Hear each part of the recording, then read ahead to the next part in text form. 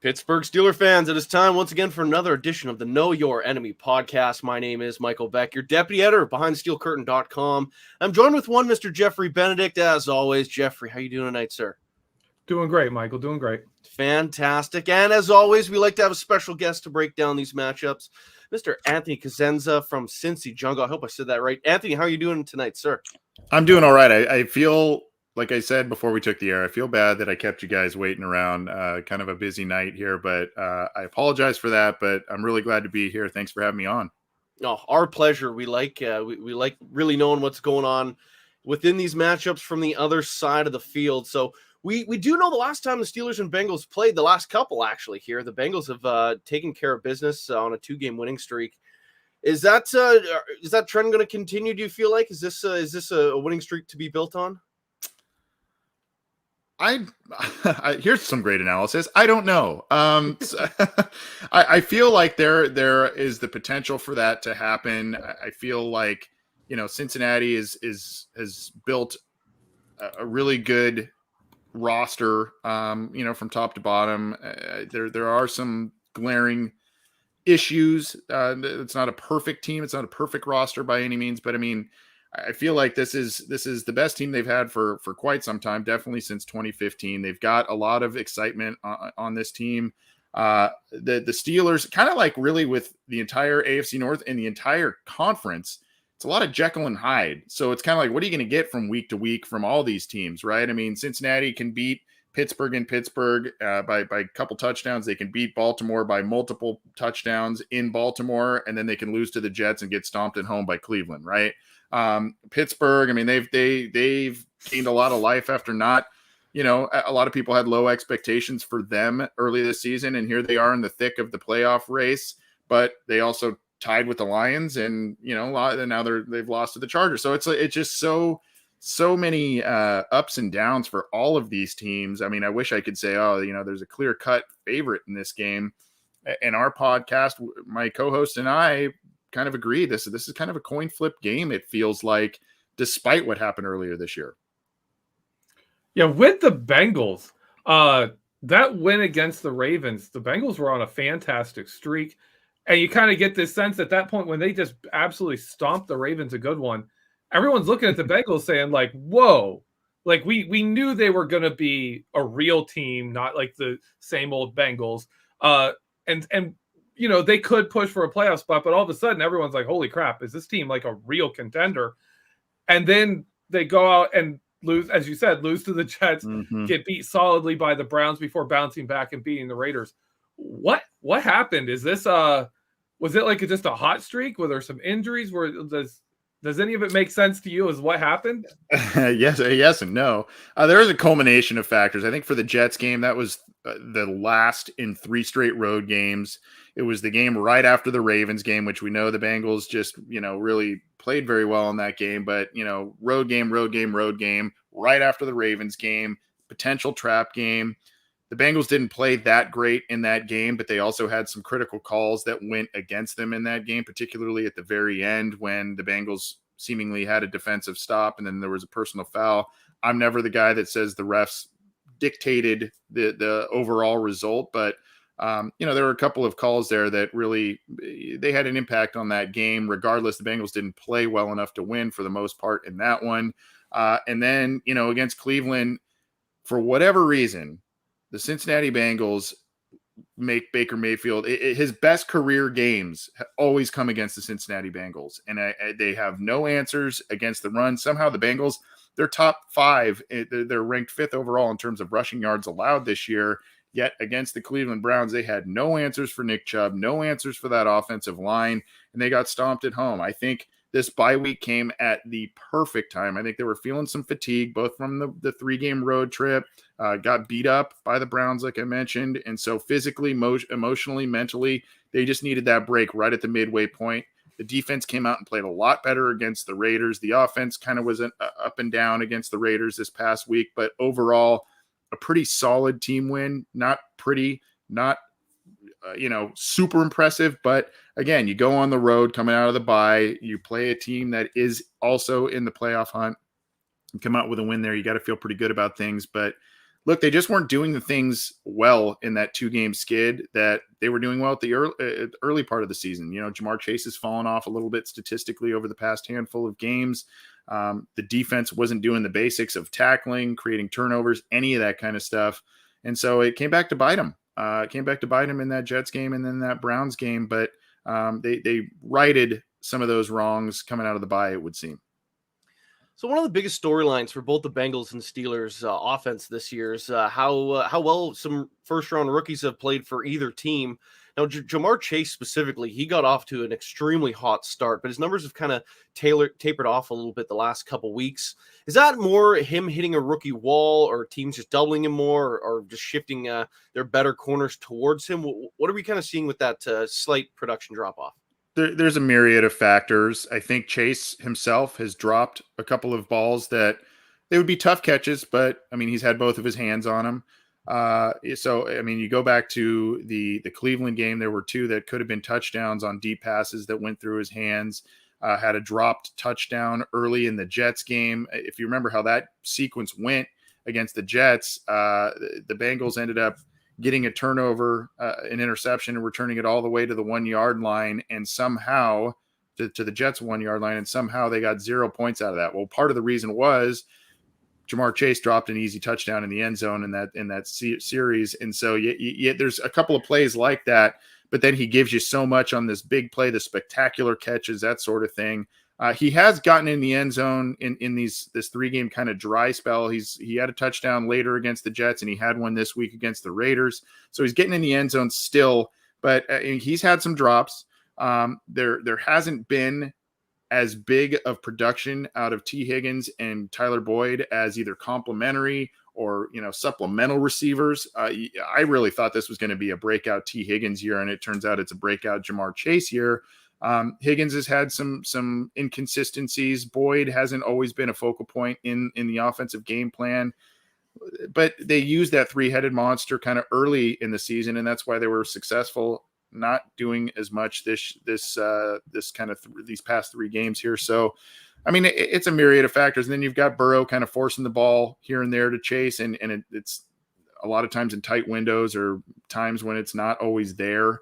And sometimes that turns into a tip and an interception. So just a myriad of factors. I think it'll kind of right the ship as the year goes on. I just don't think we will see, because the explosive plays and the amount of yards and touchdowns that Chase was getting in the beginning of the year, it's I mean, if he was able to sustain that over 17 games, I mean, that would be incredible. It just really wasn't truly sustainable. So I think we've had a little bit of a comeback down to reality, but I do think, things will kind of spike back up. Maybe not where they were early in the season, but they'll spike back up.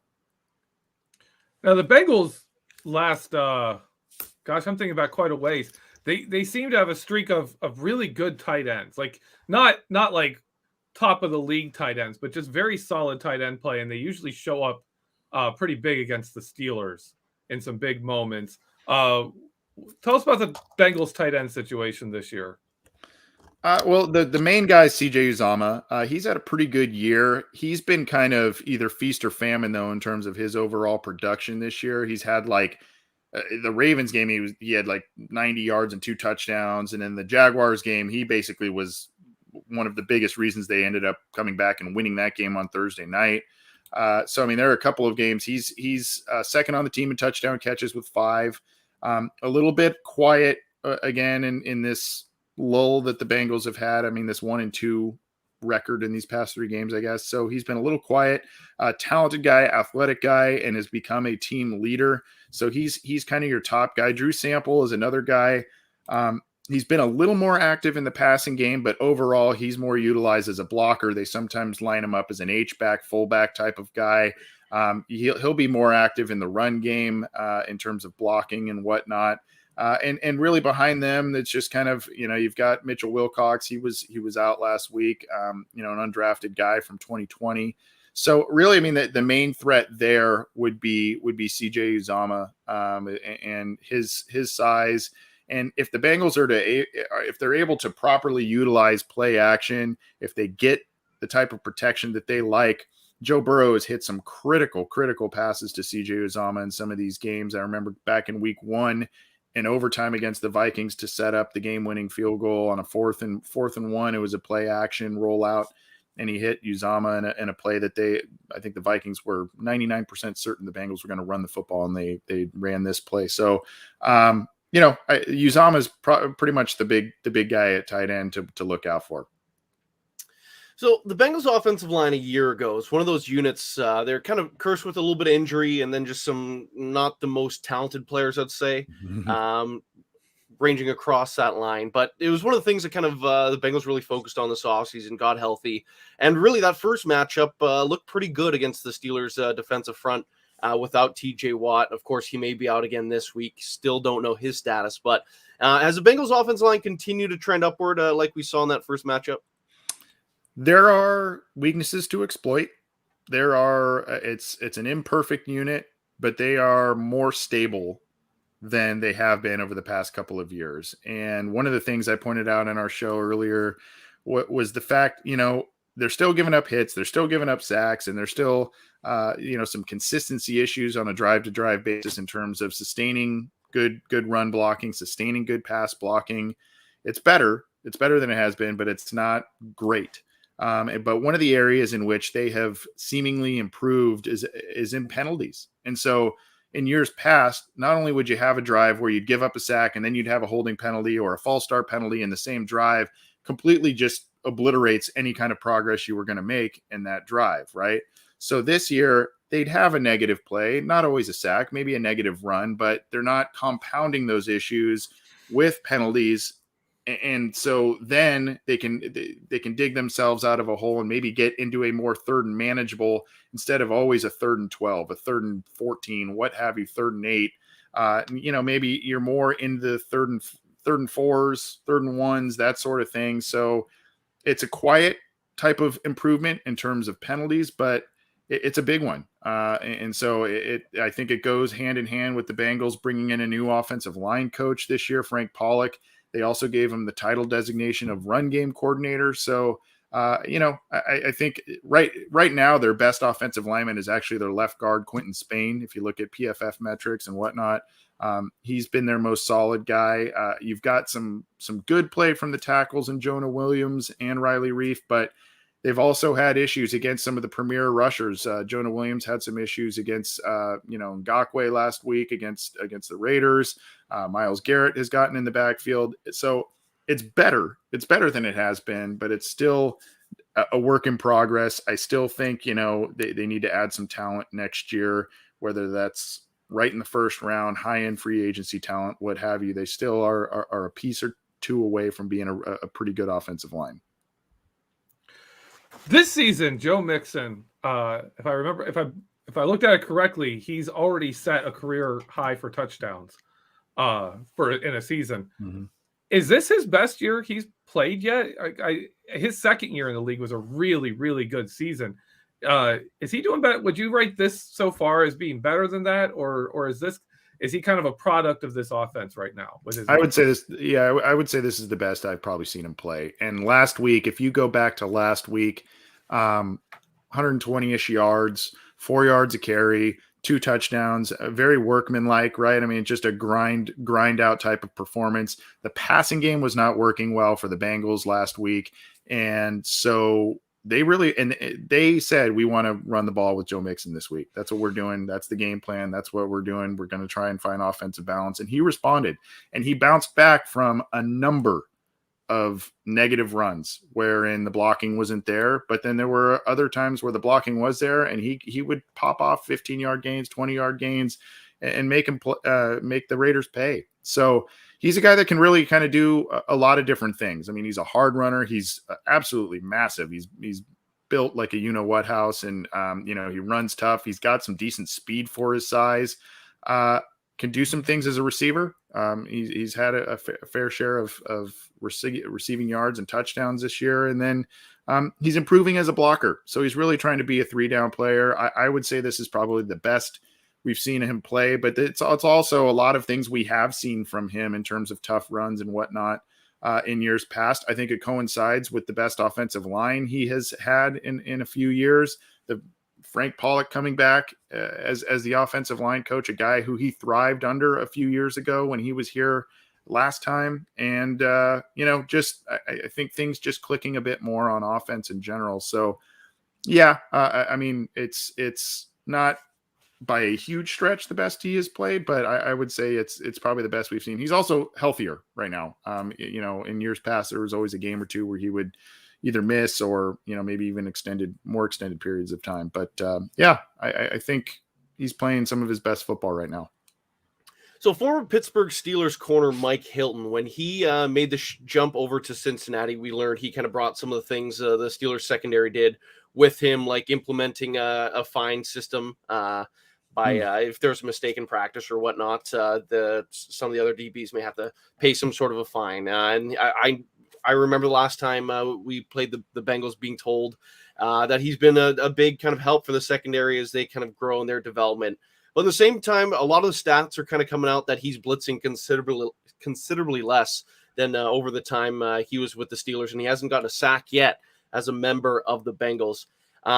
Does his on-field success show the amount that he's actually kind of worked with the rest of the group? Is he as talented, or is he actually putting up the numbers that you would hope from him, or would you kind of hope that the coaching staff might use him a little bit differently?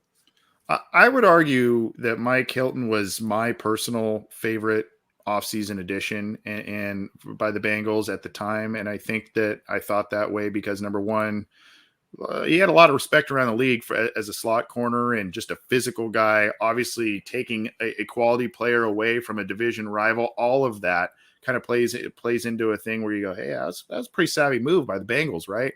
I would say the stats are not there at this point in terms of big plays and whatnot. He had a very nice play last week at a critical stop. The Bengals had fumbled the ball away on their first series, gave the Raiders great field position, and you thought they were going to obviously make that into a touchdown, and the Bengals defense held strong, and it was in part by a nice tackle for loss by Mike Hilton. So, he's had a couple of nice moments there. He hasn't had the huge plays like the sacks and things like that.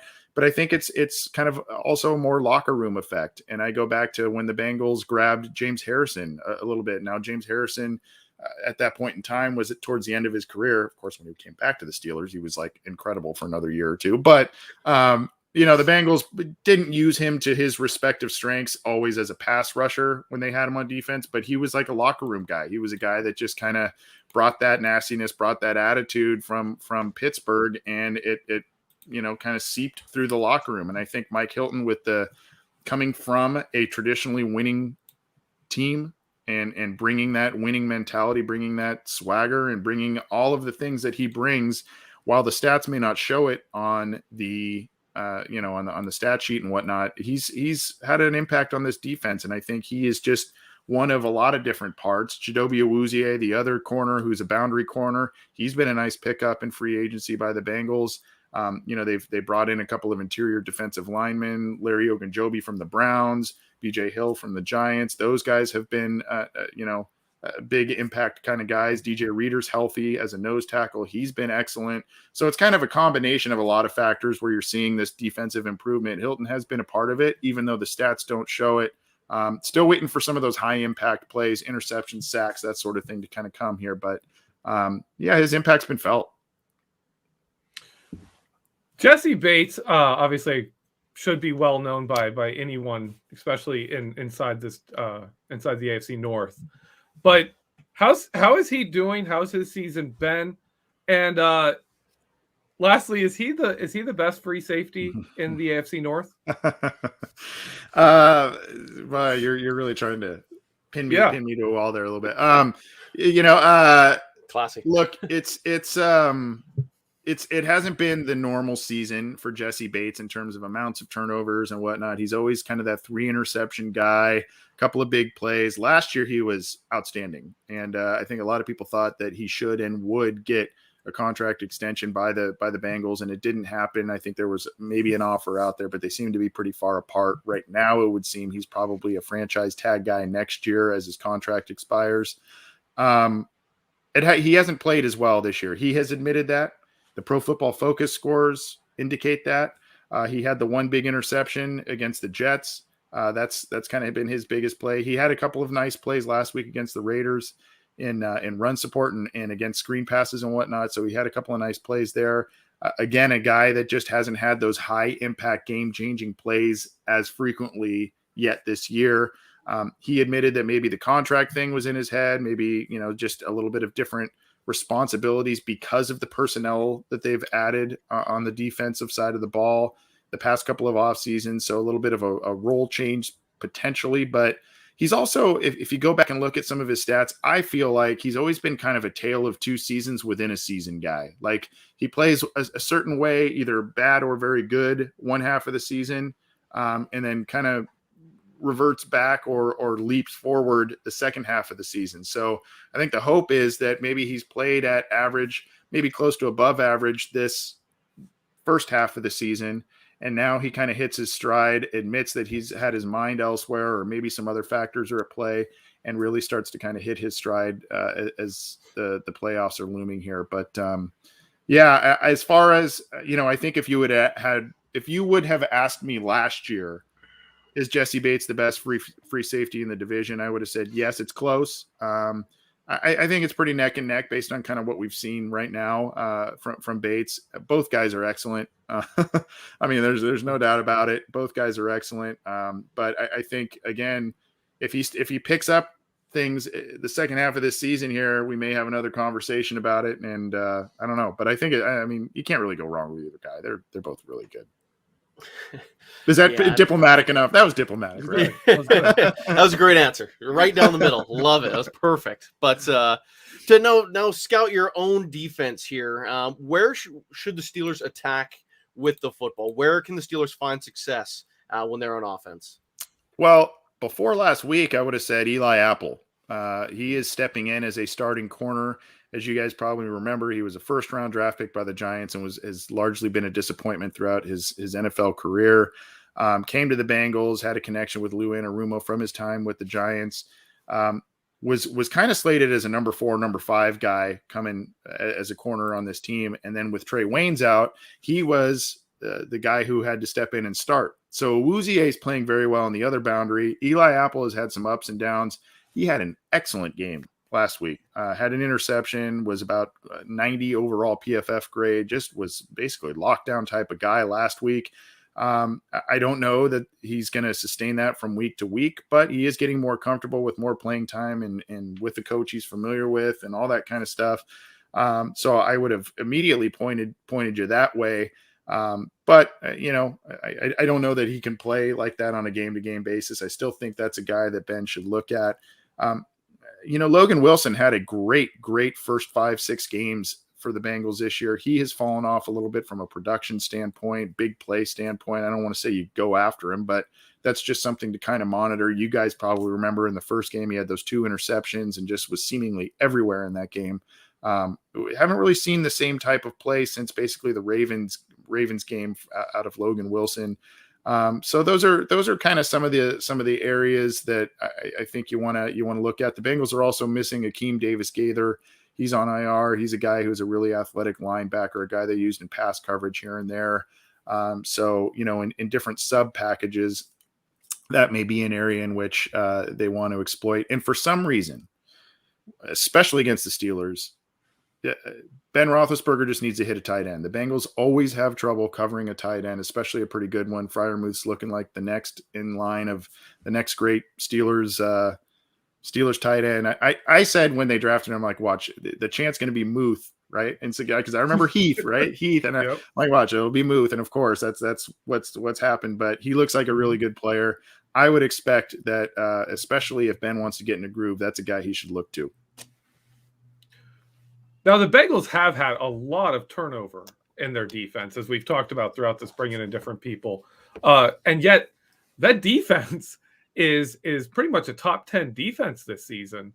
If you look at their points per drive given up and their yardage and their different per play stats, they're a top 10 unit. Do you credit that to the assembling of the parts together? Was that the design of who they brought in to fill different roles? Would you credit that more to the defensive coordinator in the scheme, or is this is this just an overhaul of talent that came in and is driving this?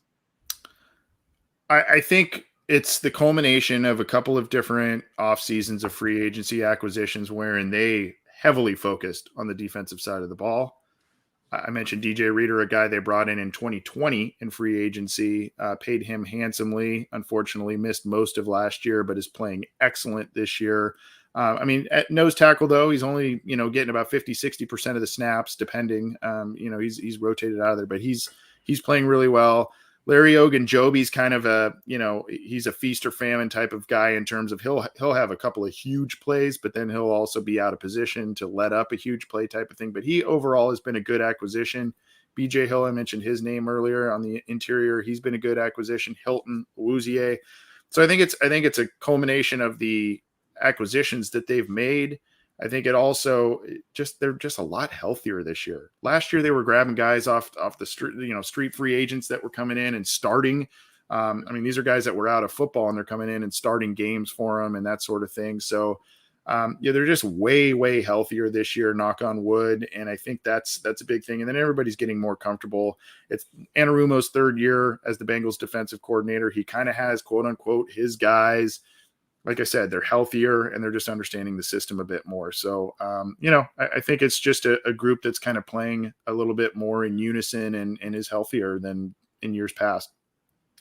With how the Steelers' schedule has been shaping up, one of the things I've been talking about on social media and on other podcasts is that they are desperate to win these next two divisional games that the Steelers have in front of them, especially with how hard things kind of start to become for them after these next two matchups. But can the Bengals survive a divisional loss and still be in the thick of the playoffs and in the thick of the AFC North race? Or are they in a situation where they need to start stacking some divisional wins if they want to be division champions or to just flat out make the playoffs?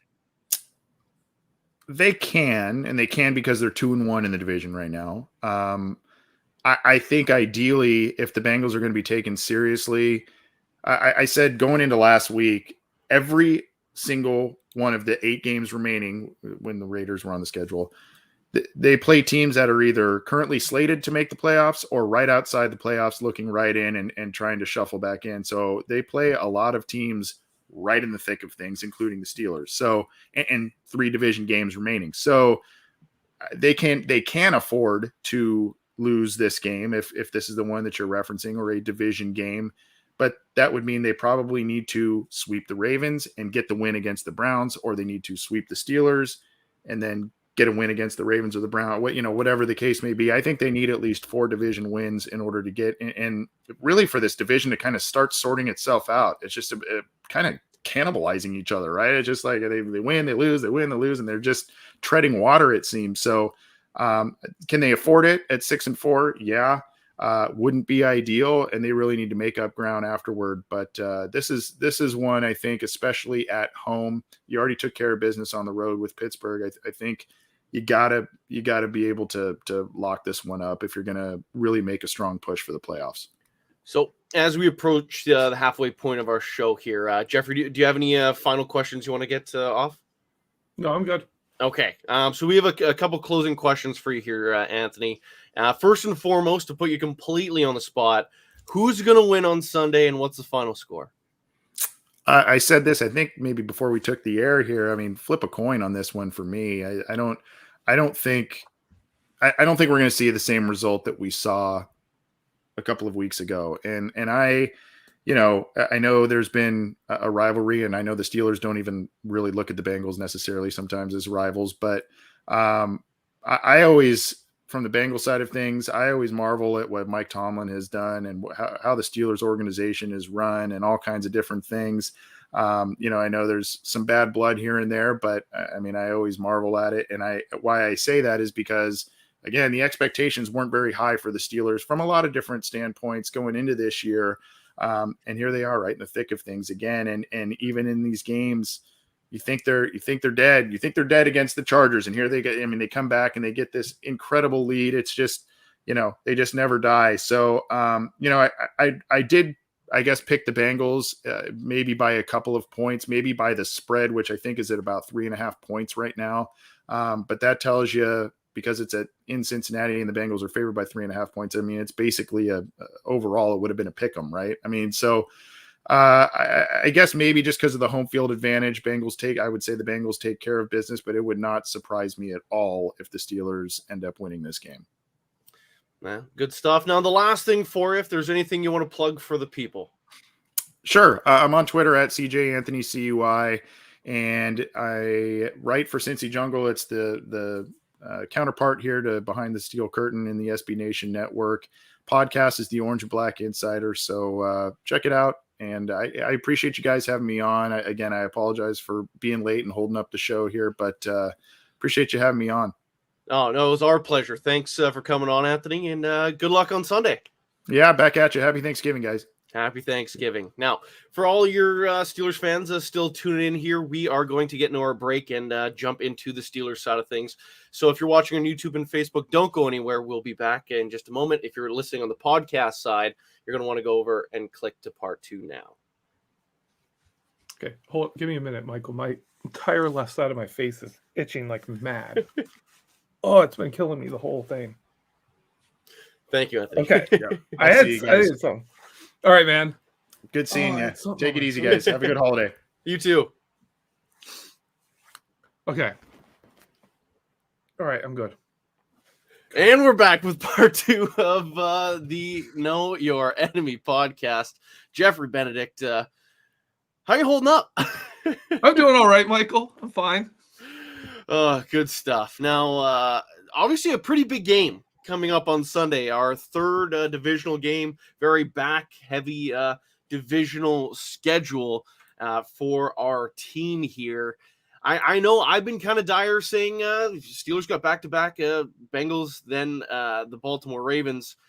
If they split them, they might have some life. If they lose them both, I feel like this team might be dead in the water. If they win them both, they're still in the thick of things. Would you agree with that sentiment? Yeah. Oh, absolutely. I would. Like, I'm gonna go farther than that. I think if the Steelers lose to the Bengals, we got a really, really tough road just to get to 8-8. Just to not have a losing season, that's a tough road when you look at the rest of the schedule. So every game from here on, you can't have another game where, oh, we could have won it, but we just lost it, or you can't have that now. They've put themselves in this situation. We really have to win games now. Like this, that you have to close them out. Yeah, no, this is the thick of the season for your Pittsburgh Steelers. If they can manage to somehow go 5-1 in this division, of course, they already have that loss, then they have a legitimate chance winning the AFC North. Things are getting considerably harder to be a wild card team now for your Steelers, considering some of the teams they've lost to. The Bills are a wild card slot team right now, thankfully. So they do have the tiebreaker on them. But the tie also throws a wrench into things because you're not going to finish with the same record with anyone. So now the Steelers are going to have to they're going to have to outwin teams, just flat out have more wins than the opposition. That makes things a whole lot easier said than done and a confusing mess. But the Steelers right now are a team that will not die. One of the things we kind of talked about earlier on in the show. Geoffrey, what would you attribute that never say never attitude mentality toward? I think that's the culture of the team. I think that's the culture of the coaches, the veterans. It goes through the organization that there's just this belief that you're still in it. And there's enough people who have been around and seen it work that it just builds and it replicates and it keeps going, which is the polar opposite of what you see even today in Cleveland. Even though they're a better team and they've won more games, you'll still see games where you can just see where Cleveland just loses it. Just absolutely kind of just falls apart and they're done. They're done. I think the other factor and why the Steelers kind of don't go away is teams, when they get a lead, change up their defense a little bit when they get a big lead and they give up, especially like if you look at the Chargers game this past week, one of the big things was the Chargers stopped defending the underneath crossers as tightly. And we started Ben Roethlisberger had those all day, and we started breaking them for bigger and bigger gains as they were trying to keep, don't give up big plays. Well, that makes sense. But when we're breaking, 20-yard runs off of a short pass, you you're giving up big plays still.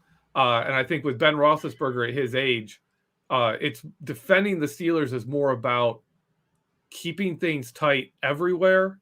And when teams start worrying more about deep passes, which he's not as good at anymore, and just kind of backing off and trying to stop big plays, it lets him carve them up underneath. And I think that's another reason why we're seeing the Steelers be a team that, if they fall behind big, they're a team that can come back on you.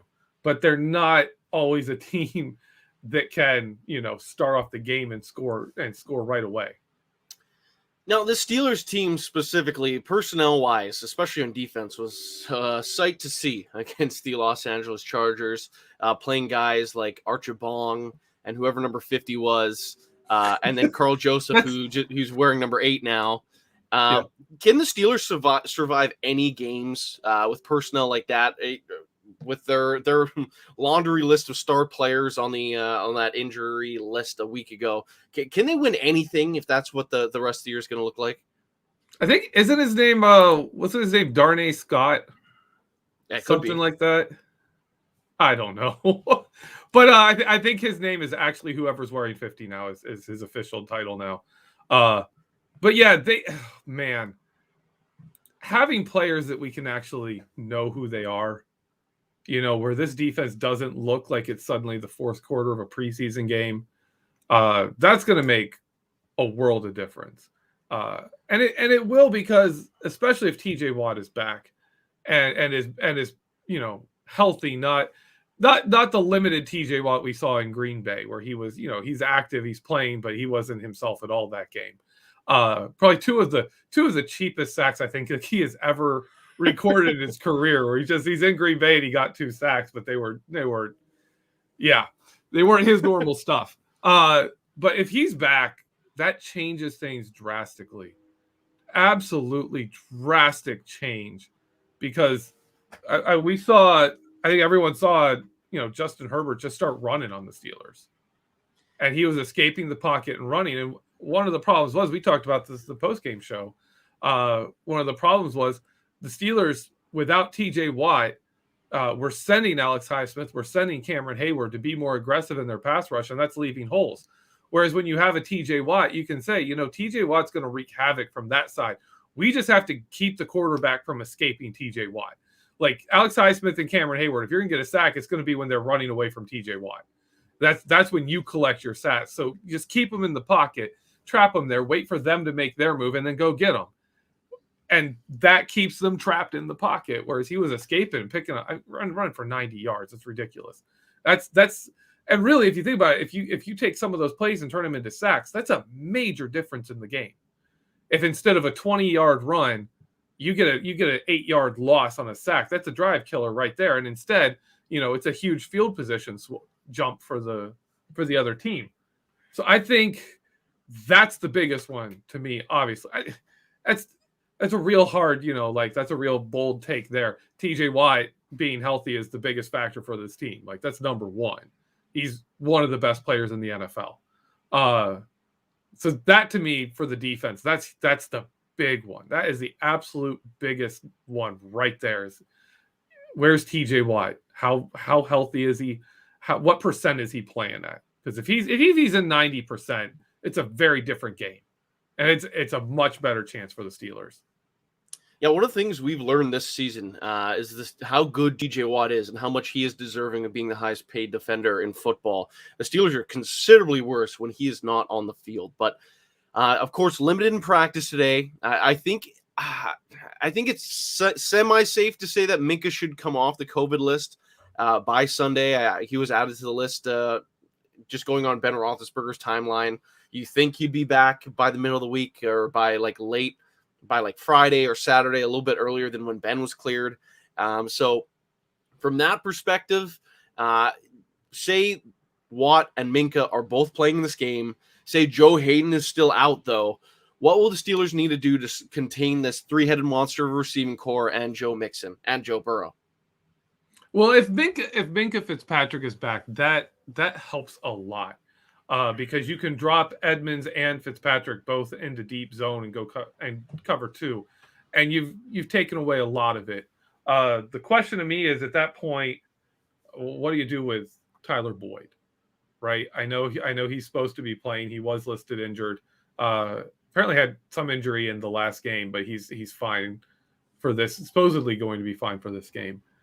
He's one that worries me because if you're setting your safeties back to sit and wait for, Chase and Higgins, Tyler Boyd is going to carve you up underneath, and our linebackers haven't been much help in coverage, either of them. So that's a question to me. I'm interested to see how our defense plays. I'm expecting, if we do earlier this year, the situation was awkward when we played Cincinnati, and we really struggled with Ja'Marr Chase. Ja'Marr Chase isn't playing as good as he has been, and our secondary, if it's healthier, I think we see a lot of dime. I think we see a lot of it. That worked really well for the Steelers against them last year, countering their three wide receiver sets with 4 defensive backs, which really puts the emphasis on Joe Mixon and the running game. So I'd like to see that strategy again come back a bit, and especially if Hayden's back, that becomes a big bonus for us.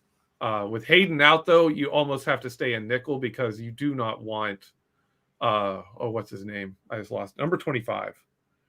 Killer Witherspoon. Kella Witherspoon. Yeah, you don't want him out there. You don't want Justin Lane out there. You don't want someone like that out there covering one of these 3. So for me, Hayden makes a big difference because that allows us to go into dime, blitz from defensive back spots, do a lot of interesting things. Yeah, offensive line and corner, definitely very high on the offseason priority list, and amongst other things, but that's a team on the retool for you. But this week specifically, obviously, Joe Burrow, for the first time, he kind of carved the Steelers up a bit earlier on in the season after getting pretty beat up in the first matchup back when he was a rookie. Is the key to slowing him actually getting home? Of course, that first matchup, the Steelers didn't have TJ Watt available. So is getting him on the ground the real key to slowing the Bengals quarterback? I think pressuring him out of his comfort zone, messing up his timing, is a big deal. And the other one's Ja'Marr Chase. I mean, Ja'Marr Chase crushed us in that game. That really, I mean, Burrow didn't have a lot of yards. I think he had 2 or 3 touchdowns in like 18 attempts. But it was mostly Ja'Marr Chase really doing the key damage to the Steelers. So that's a big one.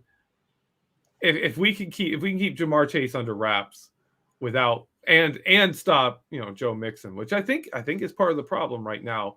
And the reason Joe Mixon is having such a great season is teams are learning to focus more on Ja'Marr Chase. And then you've still got Higgins on the other side, which means if you're dropping both safeties deep, there's a reason Minkah Fitzpatrick's our number 1 tackler, right? He's having to come up and run support. So if you're dropping him deep to help against Chase, where is he in run support? He's not there. So that's where, in my opinion, the Steelers really need a Joe Hayden. They really need to have those names out there because they could face some serious problems if they're having to choose between defending Joe Mixon and defending a Ja'Marr Chase or T. Higgins. So Steelers offense, then, what are they going to need to do? Are we at the point where we shouldn't be having Ben Roethlisberger throw the ball 40 times? We saw it have a little bit of success last week. Najee Harris has seemed to slow down a titch. Of course, kind of getting beat up a little bit and not having a great O-line in front of him. What should the ratio look like these days now for run to pass? Oh, I think we need to be more run heavy. I think everyone feels the same on that remark. But man, the Bengals and Joe Mixon are a great example of what I want to see more of, and I think most people would like to see more from the Steelers. They've run significantly more than the Steelers this year. I think they have not like a ton more, but they have like 19 more attempts. But yet Joe Mixon has less carries than Najee Harris by a decent margin. And when you take out like the wide receiver runs that the Steelers have from their jet sweeps, the percentage of running back carries that Najee has is way too high. It's drastically too high. The Bengals have like The Bengals have over 60, have like 40, 50 carries from their backup running backs, and the Steelers have like 20, right? Like for the season. And that's too much weight on Najee. I know we say, they have to run more. The Steelers need to commit to the run more. But Najee Harris, I believe, is on pace to top Le'Veon Bell's like highest seasons in touches. And that's a rookie, man. That's that's the guy that you want to be the next 3-4 years, one of the top players on your team. Not this year, next year he's still good, and the year after that he doesn't have it anymore because you ran him into the ground. We don't need that. We need him to be good for a while, because the whole idea of getting a running back is you give him to Ben in his last years, but also he's helping the next guy come in. The next guy, quarterback who comes in, is going to have this running back, right, to kind of get him through his early years and get him acclimated to the NFL, give him time to grow as a player. If we're going to sacrifice that, to maybe go, 9-7-1 instead of 7-9-1 this year, I think our priorities are wrong. Like I get trying to win every game, but you can't run Najee Harris into the ground just to try and, boost your win total by 1 in the season that you're already pretty much out of it. One of the tough things with that, though, is it seems like anytime Benny Snell's on the field or Kalen Ballage and they get the ball, it seems like a wasted play. And then Anthony McFarland can't find himself off that healthy scratch list. We saw this past week Phillip Lindsay end up on waivers, of course, claimed by the Miami Dolphins. Do you think the Steelers made a mistake not adding a real number 2 to complement rookie running back? Yeah. I mean, I talked about ideally, I would have loved to have seen James Conner stick around as the number 2 running back. Obviously, I don't think that's what he wanted. He's got a good thing going on in Arizona. But, yeah, you'd love to have a number 2 guy that actually can do well, right? Like Benny Snell, if this was a 2004 Steelers offensive line, Benny Snell would be a solid running back, backup. Because they just be like running, and when you hit the back of Alan Faneca, just keep going until you fall down. For 8 yards. That's not. Yeah, that's what everyone did back then. That's what Mcleod Moore did. It worked for him. He just crashed into the back of. He just ran up Alan Faneca's back every play. And we don't have that. We don't have that line. We don't have that line right now, and Benny Snell's not going to get it cut it on the line we do have. But they've improved a bit. They're actually getting some yardage. I think they got like 8 yards between them in the last game. So maybe there's some hope there. But I do think the Steelers really, really need another running back. But this whole season, I mean, if you look at the story of the roster, the story of this season has been that the lack of depth because of the salary cap dropping has been the storyline here. We had to let 2 cornerbacks walk. We lost, we weren't able to bring in any depth defensive line. We lost Bud Dupree and went with Melvin Ingram. Cameron Sutton went from our number 4 corner to our number 2 corner. Like that's a big change. And last week he was number 1 with Joe Hayden. Now he's our number 1 guy, and he was number 4 last year. He's a good player. I don't get me wrong. I'm not criticizing Cameron Sutton, but that tells you a lot. And that tells you that, James Pierre was our number 6 guy. He's our number 3 or 4 guy now. So it's tough. And with the Steelers' depth is an issue, but it's an issue of finances. It's an issue of salary cap, really. Yeah. And we're at that part of the year with the injuries the Steelers already have. It seems like they're 1 injury away from the season completely going off rails. They can't really survive another one at receiver. They couldn't. The amount of times Najee Harris took some brutal-looking hits in that Chargers game. Shoot, I thought he tore his ACL in the first quarter, and then I thought he got one of those career-threatening concussions in the fourth. Defensively, the D-line shredded. Outside linebackers, there's Melvin Ingram's gone. There's no one behind, and you saw what happened when T.J. Watt's not on the field. You're not getting anyone from Tuska or Charlton or whoever. And Devin Bush and Schobert don't look as good as they once did. Minkah Fitzpatrick, now you got a rookie standing there, and Joe Hayden's gone. Like at this point, the Steelers are in a real pickle if one more injury hits. Is there any position of depth where the Steelers can survive a game when someone gets hurt? Actually, I think inside linebacker. Because they got Spillane. Like, they got Spillane. He plays dime now. You can just be like, well, now we have 2 inside linebackers. There you go. And Ulysses Gilbert's been there all season. You know, he probably – and Buddy Johnson's also Marcus there. Allen played last year. He hasn't played at all this season. Like, we have we have 5 players that played last year on, you know, at inside linebacker. Other than that, no, there's nowhere. There's nowhere. I mean, offensive line is super thin right now. Everything's super swing thin. tackles playing left guard. It's Ish. Heck, Eric Ebron's hurt. He's probably done for the year. Now, tight end, like, you're one injury at tight end away from being in some real trouble. You're not a Zach Gentry fan here? You're not a big... You know, he has surprised me, and I like Kevin Rader in special teams, but still, you want some higher upside from your tight ends like Pat Freiermuth, and then Gentry's your number 2. I don't hate that, but at the end of the day, once again, one injury away from some pretty dire stuff. You don't want to be 1 deep at tight end and 3 deep at wide receiver. That doesn't give you any options. So, of course, Ray Mcleod finds himself on the COVID list this week. He's become a target in the receiving corps, which is really strange. And he had a decent game against the Chargers as a return man. Can you explain his kind of emergence and why he's getting so many targets? Mason Rudolph was the reason he got those targets. Well, I mean, he's getting some. He's getting some because, especially with Chase Claypool out, you've got to have something out there to threaten people. And at least Ray Mcleod, he may not be a reliable threat, but he's an unreliable threat, right? He's a guy that could break a run. He's a guy that can take a short pass and break it for big distance. If you let him get behind you, he's fast enough. And heck, if he catches the ball, it could be really bad for you. So he is a threat you have to respect, even if he's not a reliable threat. Whereas James Washington is reliably not a threat. Like, it's a non-threat. He's reliable, but you're not worried about him. We just covered that. We're covering that in to give a little foreshadowing here. Dave Schofield and our Vertex is on the difference Chase Claypool made coming back to the offense.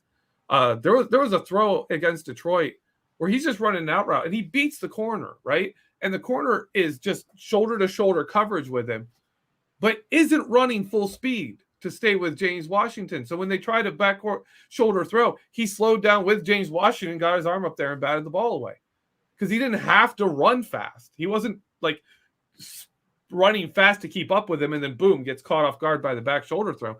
He was able to slow down and handle it. So for me, like Ray Mcleod provides that kind of threat that the Steelers need when they don't have a Deontay Johnson or they don't have a Chase Claypool. But he's not reliable enough to be that guy unless you're desperate. And sadly, with Juju Smith-Schuster out already, the Steelers quickly become that desperate if they lose a Claypool or a Deontay Johnson.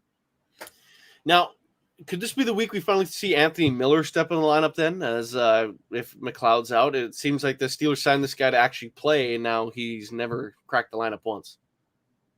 That could be interesting. That'd be nice to have one of the Steelers signings that we've looked at this season with Carl Joseph and Akello Witherspoon, all these, and even Melvin Ingram. Throw him in that pile where you're just like, hey, okay, they brought in a free agent who's going to make an impact, and it's like, nope. No, they're not. They're not that guy. So maybe, who knows? Maybe he's that guy. But history's saying no. We're not going to see that. Yeah, it's this is probably going to end up being another offseason where the Steelers make no signings because of how poorly a year of actual offseason signings kind of go. I guess they weren't like high-end guys, but still. It's just one of those that probably just reaffirms the back room's thought on things. But speaking of personnel, is it time to pull like the panic button or the panic parachute on Zach Banner? Because I don't know if he just can't get healthy, if he's not good enough anymore at this point, or why the heck he can't crack this lineup with the amount of injuries they got. What's your vibe on Zach Banner? Did he just get his first snap of the season? He was playing like on like punt team or whatever. It's like a personal protector. He wasn't even playing offensive line. He got one snap. He got one snap. And that's it. Well, the thing there is the Steelers have been healthy at tackle. That's really the only spot they've been healthy. And meanwhile, you've got, tackles playing guard, and you've got your backup center playing guard. But they've got Zach Banner out there at tackle. We haven't gotten to see if he would actually be the next guy in at tackle or if it would be Haig, because those tackles aren't missing time. Dan Moore Jr. has stayed healthy. I am kind of surprised, though. Kevin Dotson couldn't keep a roster spot last season when he was our best offensive lineman. And Dan Moore Jr., who I love the man's run blocking, but he's absolutely terrible in pass protection. And Zach Banner can't get a snap over him when he's a veteran. You would expect kind of the similar treatment, right? But that's not at all what we're seeing. We're seeing Dan Moore Jr. kind of has that position locked down. Yeah, it's interesting. This next Steelers offseason is going to be a doozy. It better be, at least, because it's going to be something. More money in the bank account, a bunch of guys that should probably get cut, all these contracts with void years on them. Yeah. What will they do? No quarter. Let's go get a Dante Moncrief and a Mark Barron. Maybe what was the guy? What was the guy that was the terrible defensive lineman they brought in from the Chargers years ago? Oh gosh, I cannot remember his name. Oh, but I know who you're talking about. Yeah, we can sign those guys. Steelers are great at free agency. I'm going to start crying in a minute here. Anywho, this Sunday's game, maybe we should get into some game predictions here. I'll let you go first. Who's winning between the Pittsburgh Steelers and Cincinnati Bengals, and what's your final score, Mr. Benedict? Well, I haven't been right yet, so why bother trying? I'm terrible at that. It's getting worse this season. I have these great ideas of what's going to happen, and it's nowhere close. So I'm going to go Steelers winning. I think the offense drops straight back into the toilet, but I think the defense recovers. And I'm going to say Steelers win this one 21-17. What sucks is not knowing the status of the defensive players. If Watt and Minka and Hayden are all out again, the Bengals will probably score 40. Like any NFL offense, legitimate offense, should put 40 up against that no-name defense that the Chargers played against. So I'm going to make this prediction on the basis that they will be playing. And I will say the Steelers also eke out a victory, a low-scoring game. The defense plays out of their mind. I am going to go with the final score of 17-14 for your Pittsburgh Steelers. And the Escalooser will be ridden with pride by your Steelers faithful, whoever attends that game. So both of us are believe more in the defense than that offense breaking out. Because I've heard people talking about, Ben Roethlisberger, maybe we're seeing flashes that he's back and he's going to be, getting rolling into form again. You're not buying that? No. I think Ben is what he is. Like he's been a game manager. I wouldn't say he's about to take off here. He got a lot of very courteous defensive play from trailing by so much in that second half against the Chargers. That's going to help any quarterback stats. That he's also in the midst of the longest streak of his career, longest streaks per games without an interception with 5 in a row, which is pretty crazy. By that logic, he's probably going to throw a pick. But I think Ben could still be this guy. Heck, he could be this guy for another year or two. That doesn't make you dangerous, and it doesn't make you like a quarterback to be scared of. It's just someone that can manage a game. Is that what you're thinking as well? Absolutely, I'm on this exact same page. It's weird because we can use the game manager title now, and if you think back when Ben was a rookie, even his first and second year when he won the Super Bowl, he was labeled a game manager, and yet if you look at his game, it's like he's the exact opposite of that version of himself. Like they are complete opposites. Whereas then he'd run around and buy time and throw bombs all day, and they called him a game manager. And now he's just the quickest release to get rid of the ball as quickly as possible, and everything's underneath. And now, he is a game manager now. That's what a game manager does, is what Ben Roethlisberger is doing now.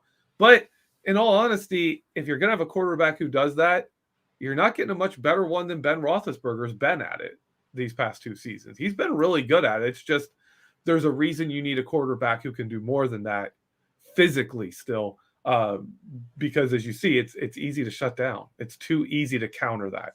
Hey, if it was 2005, that'd be great, but that's not the league that we're in anymore. Now you got to put up crazy yards and crazy touchdowns, and that's how the Super Bowl is won. But it is that time. So if there's anything, Geoffrey, that you want to plug for the people, I encourage you to do so.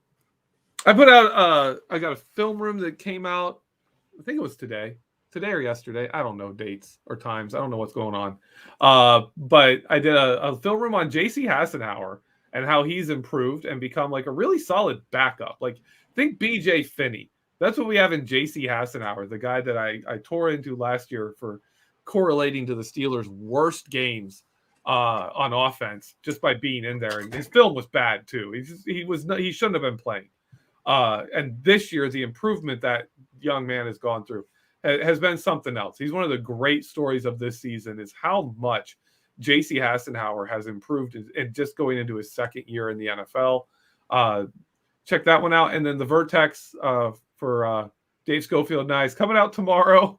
So if you're on your phone trying to ignore your family in some like political discussion or something, hey, go to Behind the Steel Curtain and check out the Vertex and see why Chase Claypool matters a lot to this offense, even if maybe he's not fitting the offense as well as he would if there was a different quarterback who was throwing the ball downfield better and than what we have now.